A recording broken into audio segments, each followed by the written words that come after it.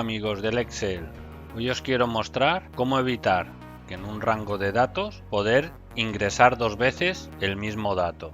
Vamos a ello. Seleccionamos el rango de datos, nos vamos a datos, validación de datos, validar datos, personalizar y aquí escribimos igual contar.si paréntesis, seleccionamos el rango,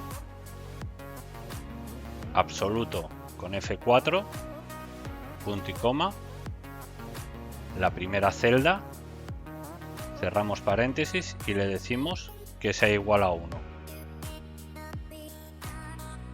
Aceptar. Y ahora, aprendiendo, si queremos volver a introducir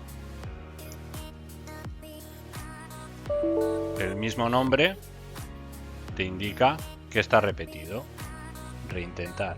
Si ponemos otro nombre, Excel te deja. Pero si quieres volver a meter el mismo, te sale el mensaje del que el valor coincide. Aceptar. Bueno, espero se hayan resuelto tus dudas. Si te ha gustado, dale a like, comparte y suscríbete para más vídeos como este. Déjame en los comentarios qué te ha parecido el contenido, cómo puedo mejorarlo o si quieres que haga algún tutorial específico. Me ayudarás mucho. También puedes seguirme en las redes sociales. Hasta pronto.